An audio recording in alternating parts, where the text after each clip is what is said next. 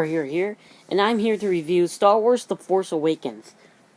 Now, I watched this on premiere night with my friends Emerald Tropius, Italian Infernape, and ZChem. Links to their channels in the description below. Now, let's go back to the review. The review is a non-spoiler, so no spoilers. If I do say a spoiler, please excuse me, that's my mistake. And if you hear it, I'm sorry. It was my mistake. Just try to delete it out of your head or something. I have no idea how you're going to do that. And this is how my review will work. I will talk about the story, and then the characters, and finally the visual effects, like action and explosions, even though that may not be the definition of visual effects. But let's start with the story. Overall, a great story. The pacing was alright. Some parts felt too long, but it's a 2-hour movie to fit in the runtimes with the normal Star Wars movies. So, I'll say, I'll let that go and say the pacing is alright when I was in the theater. Now, the story was nostalgic, actually, and it had a lot of humor, and it was funny. But the beginning was different. What I mean by different, it didn't feel like a Star Wars movie at the beginning. It kind of felt like Star Trek, actually. And in the middle of the movie was when everything started getting hyped up. The middle would be like 30 minutes into the movie and an hour or 30 minutes before the movie ended. During those two time intervals. Now, the middle had all the nostalgic moments in there and a lot of humor in there. The nostalgic moments, there were a lot of nostalgic moments, and then there were a lot of new moments. But the new moments couldn't overcompensate for the nostalgic moments, because the nostalgic moments were too much. In the theater, everybody clapped their hands when they saw, like, oh, it's a Star Wars moment. It's, oh, this part, and, oh, I see this from an older movie. Oh my gosh. I'm just gonna clap my hands and say woo all the time. But, yeah, that's how the nostalgic moments happen in the theater. In the movie, it kind of felt like, oh, it's past that, and I didn't expect them to say, oh, this feels nostalgic. In fact, they didn't even say that. And the humor in this was, there was a lot of humor, and some of it felt really bad. When it wanted to be good, it was good. When it wanted to be bad, it was bad. When it tried to be good, it was bad. But the humor, overall, it's alright.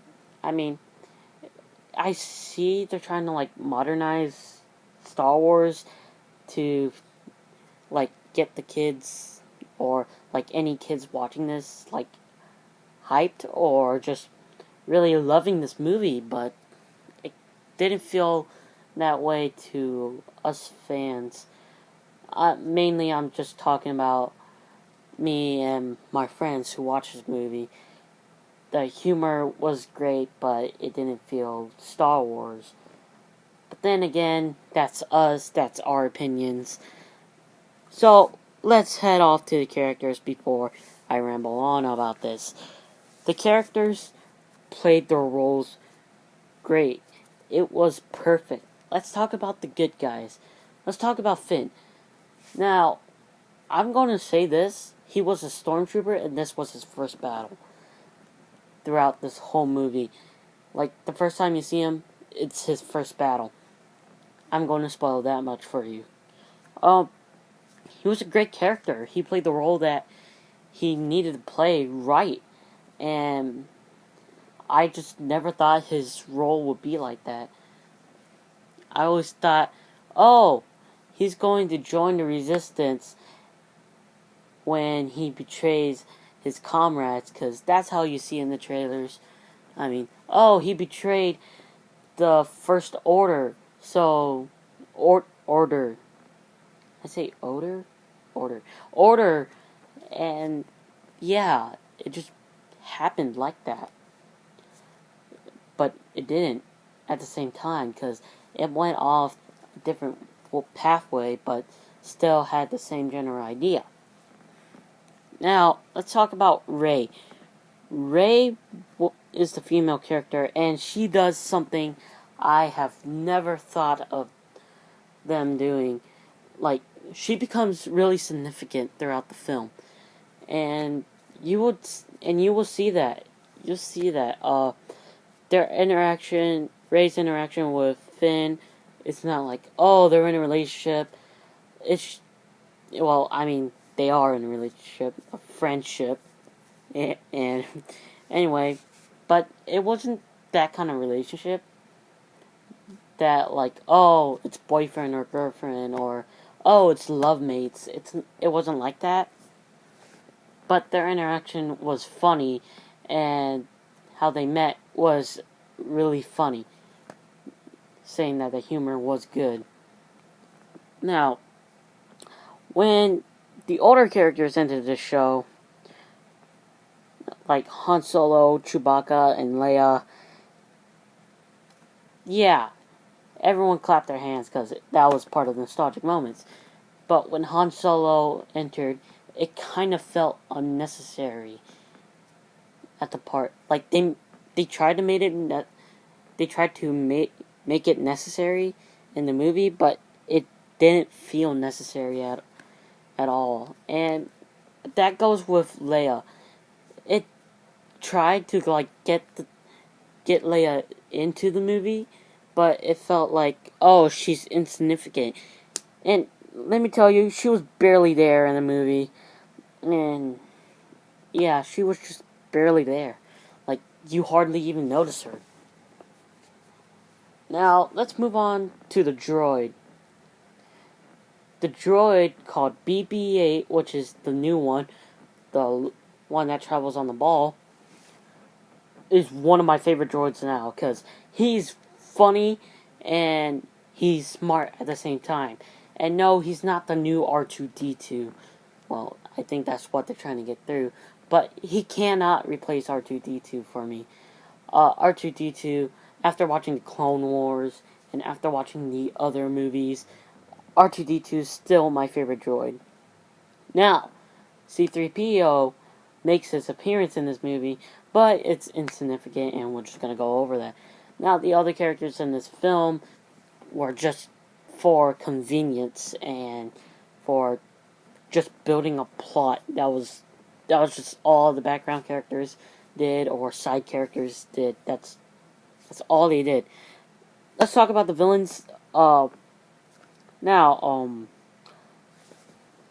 Kylo Ren is probably one of the greatest Star Wars villains.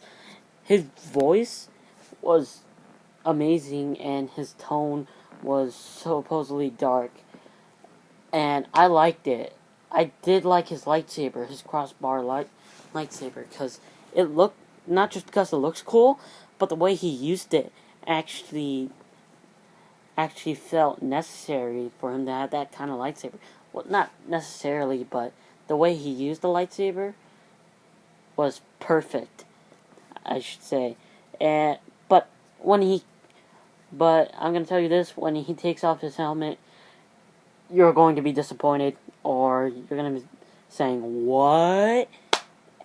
But let's go to Captain Phasma. Captain Phasma was barely even in this movie at all. All she did was walk and talk. That's all she did. That's all she had to do. The only big role she played was at the end, and that was it. She only had like 10 seconds of importance, and that was just it for her. Now, General Hux, on the other hand, he reminds me of Tarkin so badly, because he's the guy, like, oh, I can say this thing about you, and you won't care, or I can say this thing about you, and you would care, but you can't do anything to hurt me back, and if you did, well, who's gonna run your army? General Hux just felt the he just took the Tarkin role, let's say that. There are other characters convenience and just nostalgia for the villains. Now, the visual appeal was great. The CGI was great to fit in a CGI background. And no, I'm not just saying that, oh, CGI on CGI is great. Don't think of it that way. Don't think of it perverted. But the CGI was great. And all the action was amazing. Like, the lightning effects were great. And the lighting itself was actually great as well. Just this movie, this visual effects were just great. It was just out of this world. The lightsabers, they were great. Even though you only see 2 lightsabers. But, yeah. The action just blew me away, actually. Like, I never thought this could happen, or I just never thought this thing could happen. It's just, the visual effects are the smallest parts in a movie or drama, but since they're there, it was just great. And without those visual effects, I probably would never feel the movie. Like, if you wrote this in a book with no pictures, I will probably be like, it's super boring. But with the effects in there, it was just amazing, and the action and the violence, it was just amazing. Now, overall, the movie was great for me. Even though I said bad things about it, I can't just stop myself from saying, this movie is bad, but I have to say, this movie was great. And I rate this 10 out of 10 just for the Binks, but just because there wasn't enough Binks. None. No Binks. 10 out of 10, no Binks. But being for real right here, I would say this movie is 8.5 out of 10 from my ranking. But let me know what you guys think in the comment below. The characters were there, the visual appearances were appealing, and the story was great. So, post your opinions in the comments below, and post what you think about this review. And please comment, subscribe, and like this video. And I'll see you guys later.